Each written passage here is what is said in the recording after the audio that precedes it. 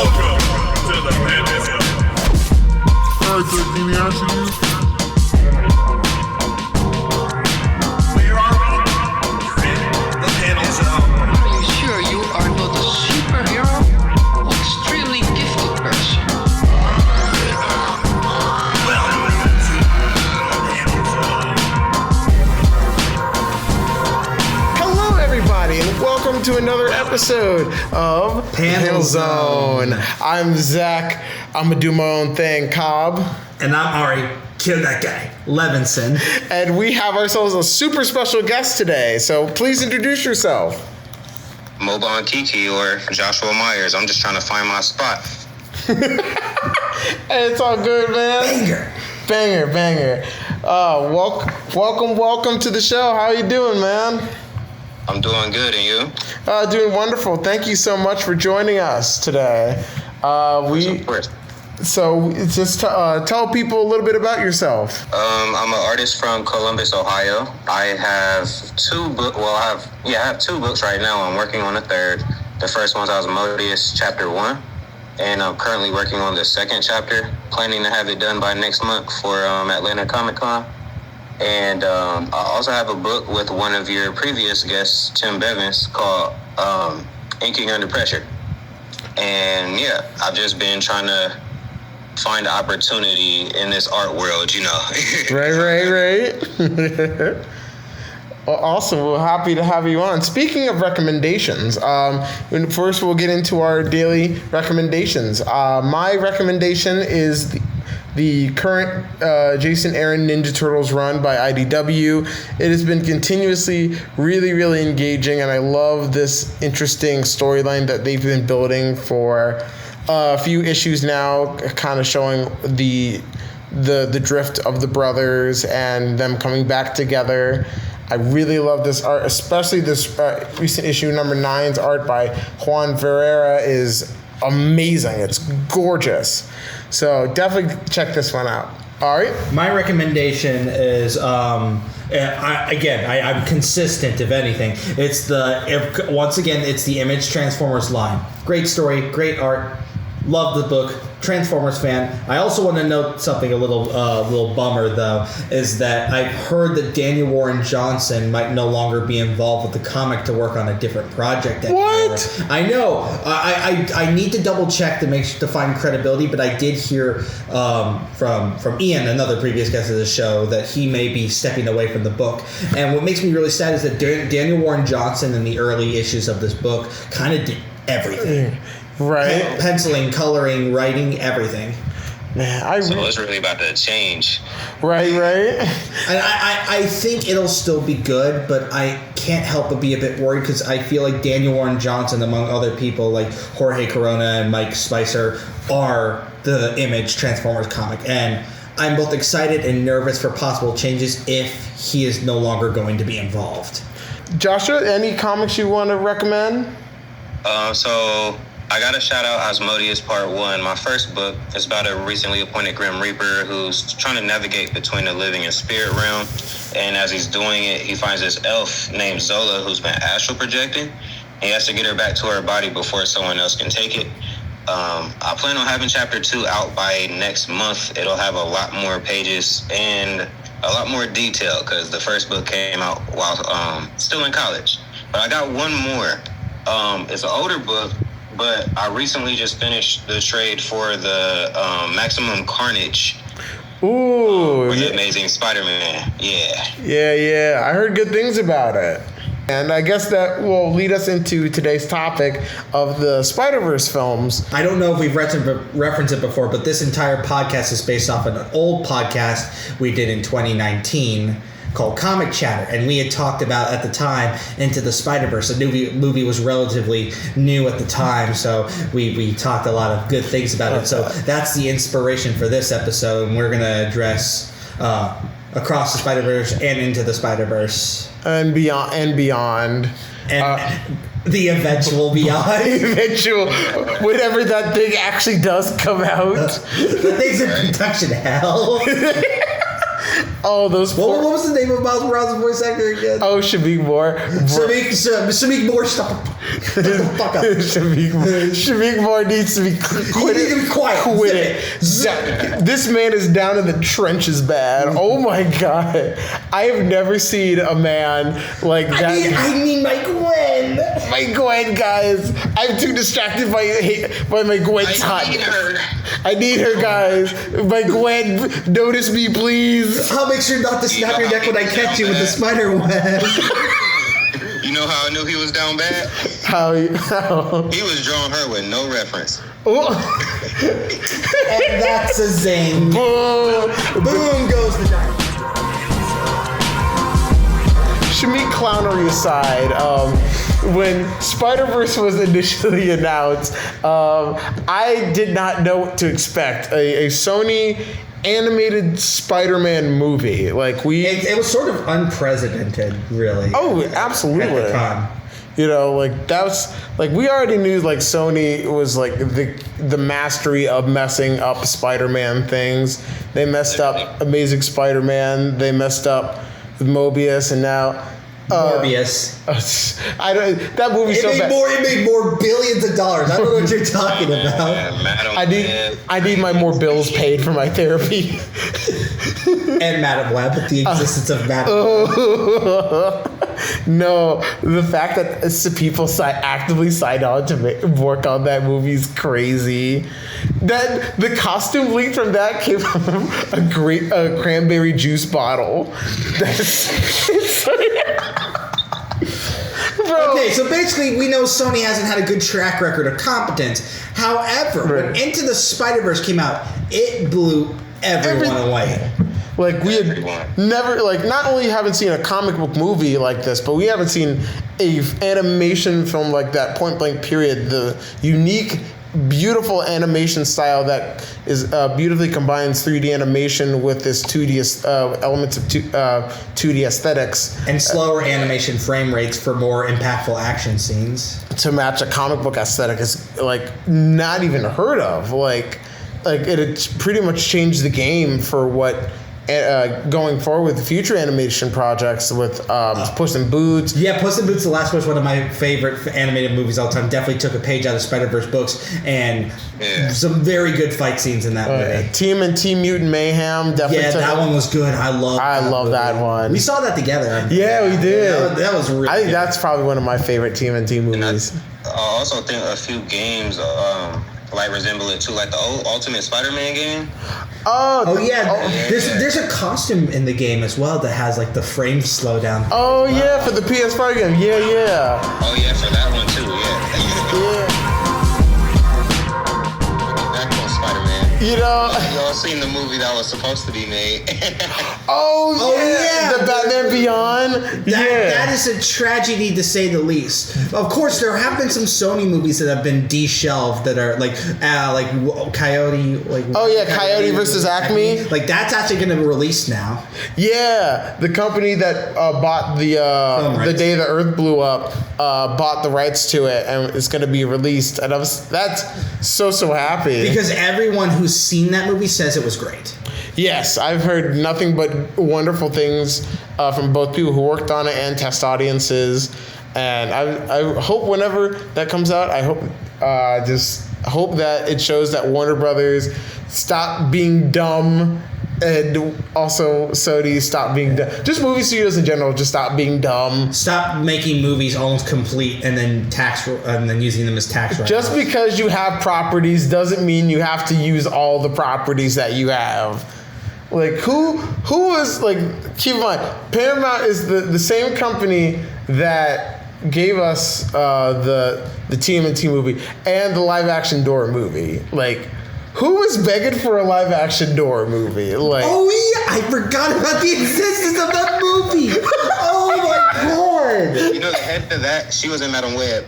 Yes, that's true. So the star lead has a trend. Oh, the girl that plays Dina on the Last of Us was Dora in that movie. The trend of Anyways, I think we're getting a little off track. Tiny bit. So we got to go back to Sony and Spider-Man. Yes, so Spider-Verse, Into the Spider-Verse, fantastic film. I absolutely love, animation style, love the characters. But one thing I don't think gets talked about enough about these movies is the soundtrack.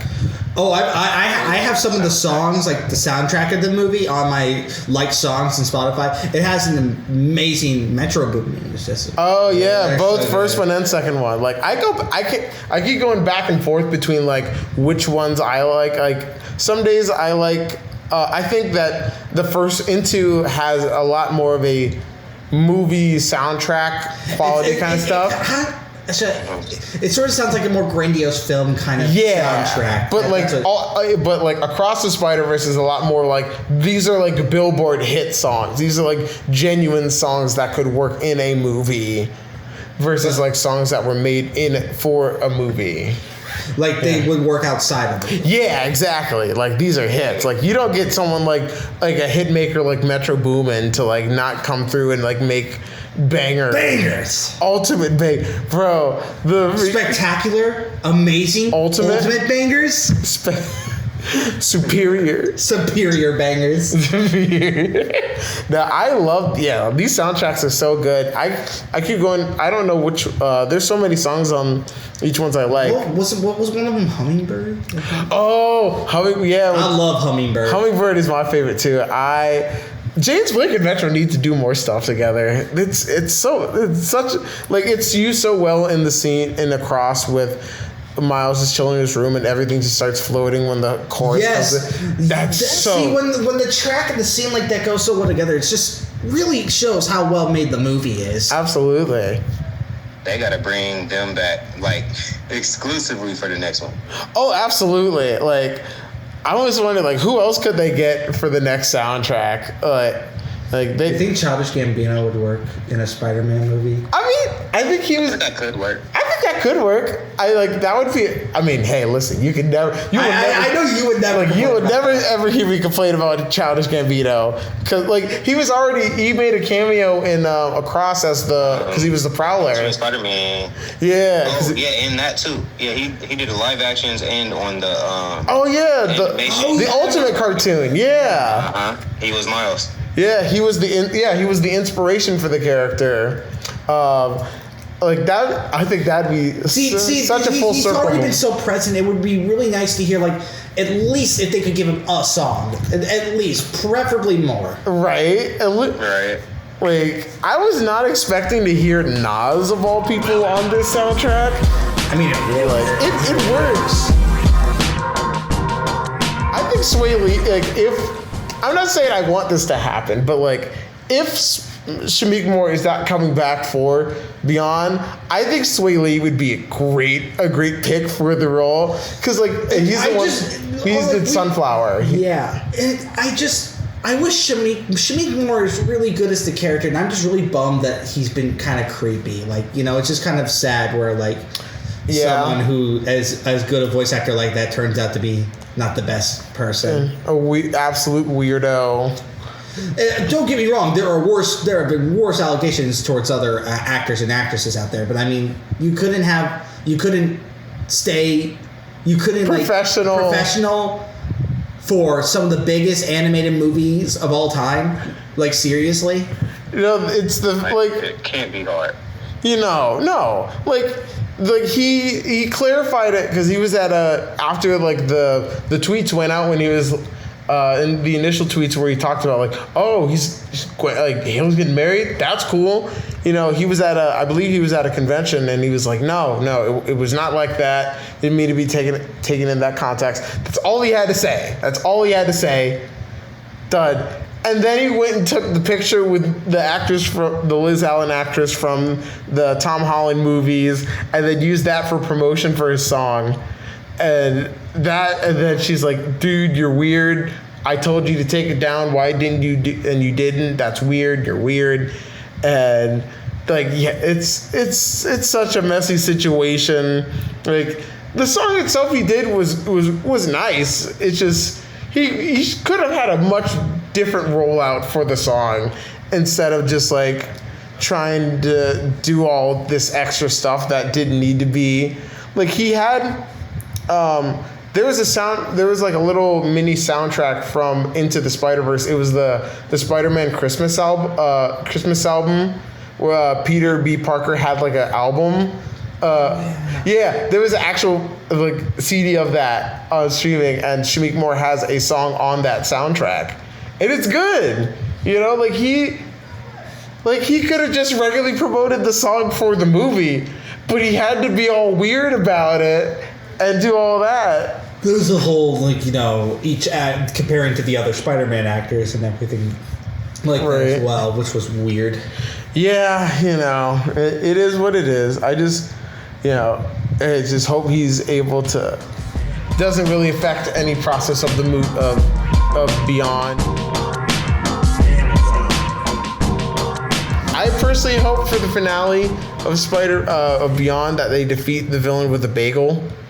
That'd be really funny if they just got like a giant bagel. It's just like you just like knock him out with one bagel. Oh, that'd be awesome. The interdimensional super bagel. Either way, I still have high hopes that Beyond will be good. I just hope that we're able to get there without artist exploitation. Yes. Damn. And apparently there's supposed to be, they announced there was going to be spin-offs of it with a Spider-Girl team. Spin-off movie? Spin-off show? Like spin-off show with like characters like Silk, Jessica Drew. Wanting to see Silk. Yeah, I love Silk. She's one of my favorite Spider. I don't know. I've seen her design. She looks cool, but I haven't read much about. She's a really cool character. She was bitten by the same spider that Peter got bit with. Wasn't she like held in captivity or something Yes. like that because something was chasing her, and then Spider-Man then freed her. She got pissed. Yeah, but then now she's trying to figure out what her doing some weird writing with her for a second. Yeah, the weird spider like spider link between her and Peter that caused them to like get horny around each other. I remember like the basics. I just haven't read anything more deep. That was weird. I'm kind of glad they stopped doing that low key. That was kind of weird because like we had just gotten Peter back at that time when Doc Ock brought Peter back. When Doc Ock was killed off because he took over Peter's body as the superior Spider-Man for a bit, and Peter just got back in his own body, and he's trying to get everything back together. And now he has this spider girl that has the same spider abilities that was bitten by the same spider, and he has this psychic link with her. And now this is happening. Man, poor Spider-Man. This dude just never can get a break. Spider-Man being happy in a comic book? Die. No. You get no happiness, Peter Parker. What is the... Sony with movies and Marvel with comics, they demand it. It's in the signature. MJ will always be with Spider-Man. He will always have some form of dead parents because we hate him. Yeah. We also love the money making. He needs to be in high school and act like a dumb. He acts dumb because relatable. The same relatable story that's been told well over 100 times over the last like 70 to 80 years. It's not like he has decades worth of character arc or anything that shows him evolving. No, it only matters if it's modern, that it's new, that's cool. Guys, he's hip and cool. Guys, he's relatable. He struggles too. He's been struggling since the beginning. He's been struggling since the beginning. He won't grow up. He's never gonna grow up because we can't. People don't relate to marriage. Marriage is not relatable. We can't sell that. We can't make action figures out of that. Meanwhile, they sell MJ as Spider-Man action figures. Either way, I still love Spider-Man. I love the Spider-Man franchise, but there's certainly been some iffy decisions that have been made in order to keep consistency and keep people comfortable when they should be exploring new options, which is why Spider-Verse is so great. Absolutely. Like Dan, I definitely would have to thank. What was that? It was a video game that came out like early two, Spider-Man Shattered Dimensions. Yep. Because that was kind of the idea that like that kicked everything off. I mean, you could technically say the '90s cartoon with the multiverse episode kind of got that ball rolling. But it's a little bit more obscure, though. I mean, yeah, but still, but the generally that Shattered Dimensions was kind of like that gave the idea of like a multiverse of spider people, and they all think they're better than each other. On that game. Yes, I had that one and Edge of Time on PS3. I unfortunately did not have those games growing up. I only had Spider-Man Friend or Foe growing up. I'm sorry. Friend or Foe's good. It's a fun game. I mean, I played a little. I got a copy of Friend or Foe on Wii when from the library when I was a kid. I just kind of thought it was like. It looked like was like a Marvel Ultimate Alliance, but like kiddified. I mean, I still thought the game had a really cool art style. I liked it growing up. I beat it as a kid. It was cool being able to team up with Spider-Man villains. Oh yeah, the snowboard Green Goblin from Spider-Man 3. I always thought that this Harry Osborn when he in Spider-Man 3 when he's like dressed as the new Goblin, he looked like a Tony Hawk character. He has an action figure of him in that set. Really? Yeah. Yeah. My first superhero figure was the Scarlet Spider costume. I think it was so edgy. That was a bad memory. We love the 90s. I do. Oh, the edge. The edge. You could cut yourself on that. We gotta love Spidey and all the Marvel shenanigans. What was your first introduction to Spider-Man? Probably the Tobey Maguire one. Okay. Yeah, I want to say that too. I feel like those movies introduced a ton of people our age to Spider-Man. Yeah, and even before that, I want to say the figures.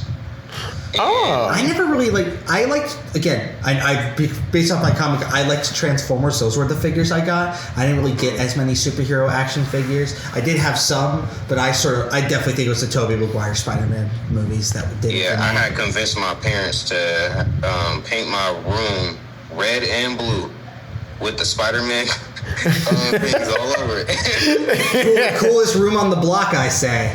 Yes, sir. Yes, sir. You see, we on brand. I said I am Spider-Man. I am Spider-Man. I guess I was late. I was born in 2000, so unfortunately I didn't grow up with Spider-Man until very later on. The 2000s Ultimate Comics from Brian Michael Bendis and Mark Bagley, those were actually the first comics that got me into reading comic books. I remember there was an omnibus of the Ultimate Spider-Man comics, and I was reading it whoa, this is so cool. I loved the art style, and I loved this relatable Peter Parker was. Little did I know that there was so many more Spider-Man comics out there. I was like, this book was so cool. This run was so good, and that got me into reading more. Led me into reading more comics and all. But the main Spider-Man comics I first read was the Spider Island storyline when everyone got spider powers for a bit. I think this was during Dan Slott's run of the book. I don't hate Dan Slott's run like everybody else does, but there was a lot of decisions that I don't know, it was kind of I don't know why Peter had to be a millionaire company owning guy. That was kind of weird a little bit, but I definitely appreciate what most runs bring to the table. There are definitely runs of this book that that really, really just bathe in misery and just sad. The Zeb Wells run, for example, that run was a absolute tragedy run. Like the Salt in the Wound was like we just came off of the Nick Spencer run, and like that was off to such a great start, because all these like fun adventures that had this building threat in the background, but then when the threat had the twist reveal, and then the plan, like how the backstory of it was like explained throughout the rest of it, just kind of became overly convoluted again and just relied on retcons of other stuff, and it wasn't even retconning the thing that it planned to retcon, which was undoing the effects of One More Day, which was the reason why Spider-Man is the way that he is now, written to be just miserable because of that storyline of him selling his marriage to the devil and having just to save Aunt May, and just reverting him back to a naive version of what he had, all that character development he had over the past few decades worth of comics. It's just, and yeah, Zeb just dwelled in that, just making just baffling decision after baffling decision. And even now, having MJ as Venom and that reveal. Nah, not a fan. Not a fan, I must say. Either. Like, I like the suit, but yeah, the way they misled us that whole time, and then it's like, okay, I see why they did it, but at the same time, y'all could have chose one of those four. Like he already has like Spider-Man already has like a bajillion side characters over the course of his history, and yet you already chose someone who not only already had gotten superpowers from her new husband Paul, and now she has the Venom suit again. Like, wasn't she afraid of the Venom symbiote suit? I'm pretty sure. Like that traumatized her when she thought Venom was Peter Parker and she didn't want to see him in the black suit. No, let's just throw her back in the suit again, because why not? Let's make her and Venom be stuck together. They separate, they die. And they die. It's drama, guys. It's just drama. Classic Spider-Man storytelling. You gotta love it. Marvel's just like, let's throwing darts at a board and just like, all right, what's gonna make Spider-Man fans unhappy today? Spin the wheel. I see why. Stupid MJ Venom plotline. Ding, ding, ding, ding, ding, ding, ding. We have a winner. What is in there? Wheel will fuck the fans. The way he acted in the all new Venom, man. Oh yeah. Like the fans that's reading the comic. Like the Venom comics are weird too, because like he. Like at one point, like he was Eddie got rid of him. Then it made Eddie think he had cancer, but he never did have cancer, and he was just messing with him. What is going on? What is going on? That's supposed to be your man's. That's been cordial this whole time. That's your boy. Like, I liked Agent Venom when that came out. I thought that was a lot of fun. Didn't Agent Venom also appear in the Ultimate cartoon? Yes. And that was really, and I thought that was kind of cool too. Yeah, it was my introduction to him. Me too. Likewise, I didn't. Oh, I knew about Venom because I watched the Spider-Man 3 trailer. My on-demand would show movie trailers for upcoming things at the time.